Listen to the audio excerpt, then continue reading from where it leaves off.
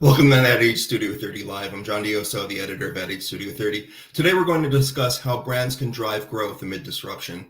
Prior to COVID, Legalzoom had fairly steady marketing budgets that was leveraging primarily linear TV and lower funnel media channels. But the pandemic lockdown presented an opportunity for a web-based business like Legalzoom to increase its relevance at a time where people were in need of its services. Joining me today to discuss how LegalZoom reinvented its marketing strategy and reached new audiences are John Buchanan, LegalZoom's Chief Marketing Officer. Hello, John. Good morning. And Fred Chasse, Analytic Partners Senior Vice President. And thank you all for joining us. Please drop us a note and let us know where you're watching this from. Little dry here, guys. Sorry. So, John, before we get into the discussion, can you just please give our viewers a little background on LegalZoom if they don't really know what it is? A little background on LegalZoom and its mission. Yeah, I really appreciate that, John. And good morning and good afternoon, everyone. It's really great to be here and excited for this conversation, John, with you and Fred, and the great partnership here we have with Analytic Partners. LegalZoom is the leading digital platform for legal and compliance services that helps individuals start, form, and then get their business off the ground. We also help to protect the intellectual property that is a part of that business or someone's ideas or someone's brands. And then we also help to protect the families and loved ones through our estate planning products. And we're driven by this very strong belief in our mission to democratize law by creating equitable access to all, and do so with a customer-first and technology-driven platform that enables access to the products, needs, and services that need in the small business community and the small business space. So, when people think about the last couple of years, they don't really think about maybe legal issues, but as an e-commerce business, how did your world change when COVID hit? What were the challenges and what were the benefits? Yeah, it's interesting that obviously, like so many businesses, you had to change the way that you thought about taking care of your customers first and foremost, and taking care of their needs.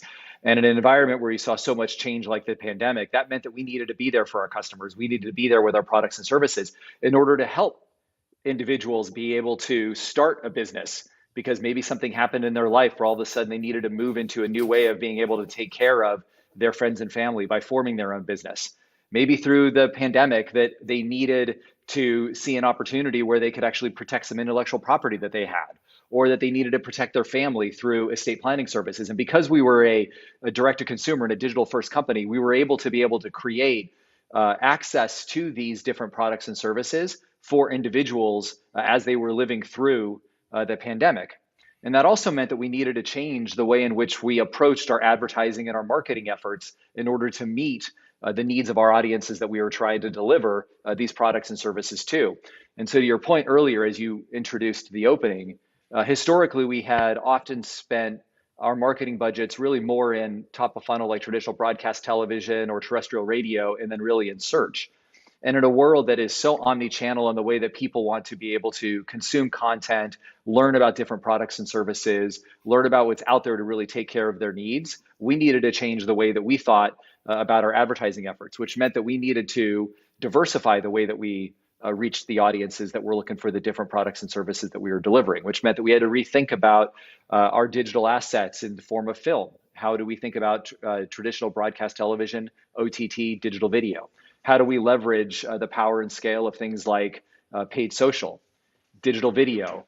How do we think about digital audio in order to be able to make sure that during a time when there was so much change going on in the world around us, and so much time where people needed to be able to have different products and services to meet what was going on around them, we needed to make sure that they knew we were there for them, that our products and services could actually make their lives better through starting their own business, protecting that intellectual property, or protecting that family. And so that means we needed to diversify our advertising efforts, needed to diversify the different channels that we were using. And then so we started to do that. And what we found is that enabled us to be able to connect and reach with our customers in a more meaningful way. And then it also taught us to learn how we needed to continually optimize the different messages that we were delivering within those channels in order to make sure that we were constantly learning and evolving based on what was working for us. And we were able to do that through that diversification, through that change, but then bring great partners on board like Analytic Partners to help us continually see what else can we be doing to be able to better optimize our business in order to meet the needs and services that we're trying to deliver to our customers. Tell me a little bit about more of those changes, and then we can bring Fred in and kind of talk about how you guys met these challenges. But talk about the change. I think Did the audience itself change? Is it just demographic shifts? Was this happening anyway? Were they getting Yeah, younger? You mentioned families before, and obviously there are a lot of family issues that have come up during the past sure. couple of years. You said estate planning. I'm sure there are a lot of legal health issues that probably popped up with a lot of different people. But then Yeah, also the actual demographics change. So we start thinking about younger people, maybe younger families, or maybe single young that's right. professionals. Tell us a little bit about how that demographic changed, and then what specific Yeah. new opportunities popped up because of that. Yeah, it's fascinating when you think about the world that we live in today. There is so many opportunities for people now today to be able to take something that they are passionate about, take something they care about, and actually make something of it. So they take a hobby and now they can actually form that into a business. They take an idea that they have and now they can protect it. And so what we've seen certainly over the last few years is that it's the expansion of the interest and availability of people to start their own business or protect their brand or protect a trademark is really expanded. Let me give you a couple of real specific examples. You see the rise of the volume of influencers that exist in the world today, whether that's on YouTube, TikTok, or social media channels. Well, those are businesses in their own right. Those are individuals who have businesses now. They are creating revenue off of their influence on social media. That also means they need to protect their brand. They need to protect who they are as a business. You see the change that's occurring right now in the student athlete space and what has occurring with name, image, and likeness, or the NIL. Now, all of a sudden, you have college athletes who are going to be able to uh, build a business or build a brand and actually make money off of their name, image, and likeness as a student athlete. Well, what does that mean for them? Well, that means that they have to think about how do they protect themselves from a business perspective? How do they protect that brand that they're trying to build? And so you're just seeing this really interesting expansion in new ways and opportunities for people to be able to expand the way that they want to be able to take care of something that's a passion for them, or to be able to explore new ways to be able to build businesses and become successful. You see that also with the gig economy. You see that with people doing side hustles now, and so we've just seen this really nice acceleration of people being able to just find ways to find passions and do something with that. Find ways to be able to help support their ideas or their businesses and their families by looking for new and different ways to be able to explore ways that they can take things that they care about and do something with it by then forming that business or protecting that intellectual property or even the families around them through estate planning efforts. Great. And then Fred has been so patiently waiting to be called into it. Fred, nice to see you. So I'd really love to get your take, and what did you bring to LegalZoom? How did you work? How did analytic partners work with LegalZoom to support the brand as it implemented all these changes? What were the insights that you were able to share? And if there was any big surprises that maybe John could weigh in on that as well. Let us know. Yeah, absolutely. And thanks for having us today, John. What I would say is we have a commercial mixed modeling program with LegalZoom. And with that, we're able to provide the team with a view of what's driving their performance over time. So what's driving growth for LegalZoom and anything that's holding the business back as well. And it goes beyond media and marketing. It'll include market factors and operational factors, those kinds of things. And with that, it allows us to really kind of like hone in and understand what the media and marketing channels are delivering to LegalZoom so that we can understand a return on investment, an ROI. And not all spend channels perform the same, right? So we got a chance to view which ones outperform and which ones don't necessarily perform as well for the business. And then from there, we sort of take a deeper dive into execution so that we can understand what's the impact of the buy when LegalZoom advertises into higher impact placements like sporting events versus what's the impact of the messaging because LegalZoom advertises different types of legal services so that we can understand really what's driving performance. And then we partner with John and his team to really be there to support decision-making for them. And as part of that, that includes being able to balance spending across the marketing tactics to be taking advantage of where they have strong performance and maybe balance away a little bit from what doesn't perform as well. So this is all about driving better business outcomes by making fact-based, performance-based decisions. So, John, could you just weigh in on that a little bit? What were some of the interesting things that you found from the insights that analytic partners were able to provide to you through this model that made you shift away from, say, one type of strategy into another one? Can you give us one example of that? Sure. I think there's a couple that I would give, and I think it was so great being able to work with Fred and the team over at Analytic Partners is because historically we hadn't invested in many different channels from a marketing standpoint. As I mentioned earlier, we were very much driven primarily like terrestrial or broadcast television, and then really search. That we didn't have a lot of data within our own systems and tools to understand. Well, if we started to shift into digital video or into paid social, how are we going to perform? How are our assets actually going to perform? And so they were able to really help us understand, hey, if you start to make these investments to reach these new audiences, to find ways to ensure that audiences that are looking for the needs and services that you're trying to provide them in those channels that they're in, here's how we think the performance is going to work. And so it gave us confidence to be able to start to make those shifts, to create those assets, put those assets then into those channels that we started investing in. And then we were able to measure that and say, hey, interesting, we're starting to actually see some really good performance of those marketing assets in those channels. How high is high? How much more should we be investing in digital video? How much more should we be investing in paid social? How do we continue to learn not only the best places to put our advertising assets and our advertising budgets, but how can we also continually optimize the creative assets within those channels in order to make sure that we're getting the best out of each and every dollar that we're putting into that particular channel. And so Fred's team and Analytic Partners helped us understand where should we prioritize new channels that we wanted to get into, and then also enable to help us understand as we invested more, what kind of performance returns were we seeing, what kind of insights can we glean from that, allowing us then to be able to start to look ahead. Where should we go next with this? Should we be investing more in this channel, shifting over to this channel? And then how are those advertising assets actually delivering those performance results in order to make sure that we're constantly iterating, not just the channel mix and the budget mix, but also the actual messages themselves in the channels where we're putting those different creative assets. Well, that's great. And I want to kind of hit on maybe as we're looking forward to what's going to happen after these learnings for this from the past couple of years. But before we do that, if you're just joining us, this is Ad Age Studio 30 Live. I'm John Dioso, the editor of Studio 30, and John Buchanan, LegalZoom's Chief Marketing Officer, and Fred Chasse, Senior Vice President at Analytic Partners, are here to discuss how to drive growth during disruption. But before we get back to the conversation, I'd love to say hi to Lavere from Barbados. Nice. Joanne from Toronto. Look, Barbados is in the house. There you go, Joanne. Thank you for joining us. And Vasco from Houston. Thank you so much for being here. All right, let's get back to the conversation and back to you, John. So as you've evolved these advertising strategies, give us a little bit more insight in what you've learned and then how that translated into actual business results.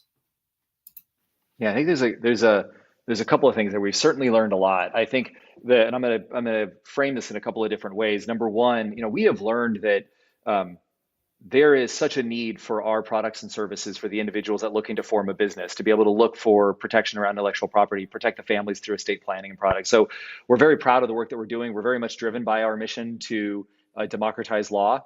And so we're consistently just evolving the way that we can create those products and services for the needs that we're trying to deliver to our customers. We're constantly trying to optimize and evaluate how we can continue to deliver that message so people know that we are there for them through those different lines of businesses that we have. But we've also learned that there's opportunities for us to be able to reach new audiences through partnerships and be able to help not only deliver opportunities from a business standpoint, but actually from a social good, from a social cause standpoint. And what I'm going to talk about here for a second is the partnership with the NBA. This opportunity was really important to us because we found a partner that was like-minded in our mission to democratize law and our mission to be able to create equitable access to all, a league that was founded on really trying to ensure that social justice is at the forefront of what they're trying to do as a league that has leagues in the G League, the WNBA, and the NBA. And then to partner together, what we brought forth was a $6 million grants and free services to be able to help underserved and underprivileged communities have a chance to be able to see their dreams come true by starting businesses and getting them off the ground. And I bring that to the forefront of this because what you start to see in terms of evolutions and learning for us is that we can actually take something like that, where we started out doing something like this because we knew it was important to be able to create good and do good in the world around us by being able to create these kind of grants and services. But at the end of the day, that doing that also helped individuals be able to actually start and form their business, actually bring it back to helping to support different families, different individuals to start that business, to protect that intellectual property and protect their families. And so you do something from a brand perspective that actually helps support communities, but you're also doing it in a way that your business then can actually continue to grow by virtue of being able to offer up these services to new audiences. They then recognize, oh, wow, LegalZoom does something like help me start my business. Great. Helps me protect that intellectual property. Great. And so it helps us expand the message we're trying to deliver into new audiences. And then you take something like analytic partners and say, oh, great, with that foundation of the work that we're trying to do, now how do we continually optimize the different channels that we want to invest in, the different messages we need to deliver in those messages? And then it's a constant iteration of just continuing learning and performance in order to make sure that every asset, every dollar, every investment you're making from a resource and team perspective is continually being optimized in order to keep driving those business results forward and keep accelerating the efficiencies and the learnings that you're getting from what you're putting into the market. Okay, before we bring Fred in to talk a little bit about the analytic partners part of it, could you just, what are there, I know that it is a business relationship and partnership with the NBA, a terrific one where you're helping them or having people invest into small businesses and, underserved communities.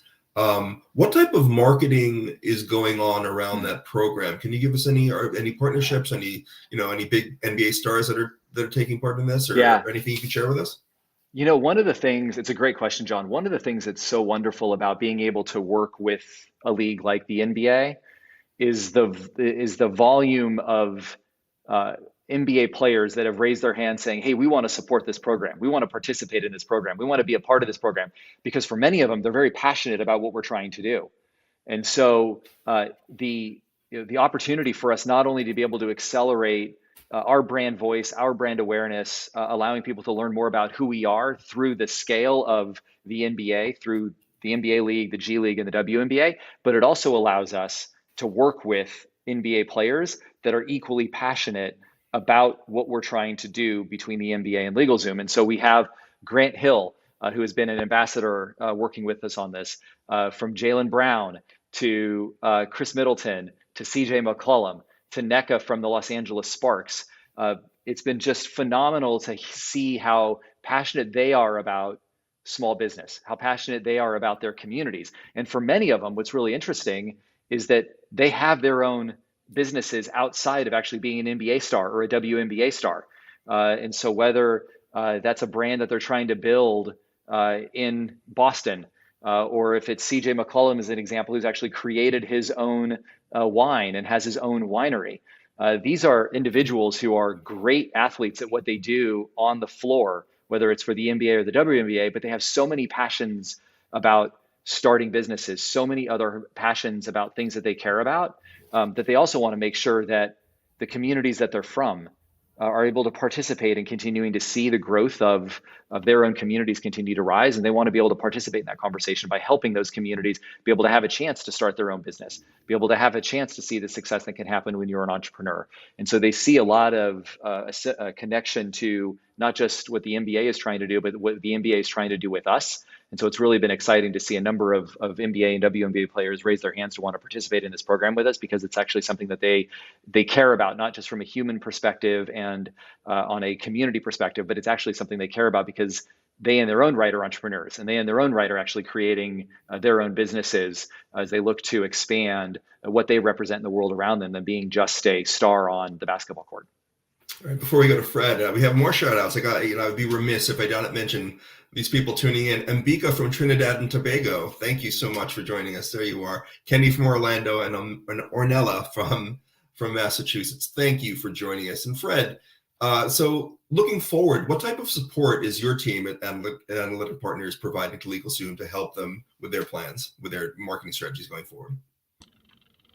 Yeah, so first of all, it's great to work with an organization like LegalZoom and all of what the team is doing to elevate the brand and the kinds of business results they're able to do to achieve while doing good for so many communities. So in terms of forward-looking planning, we have a tool that we call Strategic Planner at Analytic Partners that we leverage to, John mentioned earlier, for forward-looking planning and to be able to predict what will happen based on different types of investments with the organization. One of the first things that we look at is LegalZoom spending the right amount? Should they be spending more in market? So that's one of the things that we look at. And as part of our planning tools, we have response curves that give us a sense and will help us understand as LegalZoom invests more in any one channel, what the outcome will be. So we can see it by channel, also for the plan as a whole, and help them on that side. But so it's great from an optimization standpoint to understand sort of the best way to deploy his dollars that align to the strategy and drive the best business outcomes. But also, one of the things I'm excited about is that it also is a great tool to understand from a scenario planning standpoint when you start layering in different assumptions. What if the market is more favorable? What if it's a less favorable market next year? To look at some of those things to understand the upsides for the business as well as some of the risks. And then John also mentioned earlier that it's really an ongoing learning platform. So the analytic framework is refreshed on an ongoing basis so that we can continue to learn and evolve and refine. One of the things I'm excited about is the ability to have experimentation as part of the plan, to layer that in, to be able to try maybe some new things in markets and some different combinations that maybe LegalZoom hasn't tried before, to be able to measure it, learn from it, and embed that into future planning. It's only been a couple of months. It seems like 2022 has lasted as long as the past 4 years, but we're only a couple of months into this year, and we've already seen so much change. And talk about disruption and how things are changing. Just can you give us a little prediction, Fred? Put on your hat and your predicting hat, and see how is the rest of this year going to play out? I mean, you're looking at the models every day. Obviously, this is something you're looking at constantly. But what trends do you think are we going to see throughout the rest of 22 that the rest of the marketers out there should be keeping an eye on? Yeah, well, I think the economy is on fire right now, right? And some of what we're seeing, it's going to be a year with a lot of change. In that there's some inflation happening in the marketplace, so it's forcing a lot of companies to do things differently. The media landscape we also see changing as well over the course of the year, as we all have been hearing a lot about cookie deprecation and sort of how media is bought, and some of the changes based on the like an iOS type platform with Apple as well, and sort of like what that enables. So there's going to be continued changes, and it provides both opportunities for marketers, but it's also going to be there's going to be some turbulence as well as things change, as pricing is increasing for a lot of our partners, our clients, that they have to respond to as well. Great, thank you for that. And John, take us home. What are you and the team at LegalZoom going to be focusing on next to better reach this audience that you've learned so much about? Well, John, this has been great. I really appreciate the chance to have this kind of dialogue with all of you. I'd say that there are, there's four things that I would say. Number one, we have learned a lot. And so we're constantly in a learning environment where we want to just learn and get better. Number two, that we need to make sure that we're always putting our customers first and ensuring that we're learning from them. What products and services do they need? What can we do to continue to deliver the best experience so that we can provide them from the products and services that we're delivering to them, so we can be there for them when they're going through things like forming their own business, having that dream come true, protecting that intellectual property, protecting that family. Number three, we are excited to continue to learn what channels work for us, what assets work for us. How do we continue to evolve that message in order to make sure that we're consistently and constantly engaging our customers with the right message at the right time and on that platform that matters most to them, to be able to make sure that they understand we are there for them. We have the needs and products that they're looking for. And then we're really excited about how we can continue to evolve partnerships that we have with like analytic partners and our relationship with them, but also with the partnerships we have with like the NBA, and able to amplify our voice and our message, continue to drive our mission to democratize law, continue to reach new audiences, and then ensure that those new audiences that we are reaching know that we are there for them for the products and services that they're looking for. So we're really excited, and Fred nailed it. we are an environment of change, and yet when change occurs, you can learn a lot from that change. And so for us, consistently learning what matters to our customers, consistently learning what matters from the media mix we put in, the commercial mix we put in from a channel budget perspective, from a channel optimization standpoint, what consistently works from making sure we've got the right message that we're putting in those channels. If we can continue to do those things and do those things well, then we're going to be there for our customers when they need us and help them be able to see their dreams come true by being able to start that business and make it successful. Well, I can't think of a better place to end. Thank you guys so much. Thank you again to John Buchanan, Chief Marketing Officer at Legalzoom, Fred Chasse, Senior Vice President at Analytic Partners. Thanks for joining us. Thank you all out there at H Studio 30 Live. I'm John Dioso. See you next time.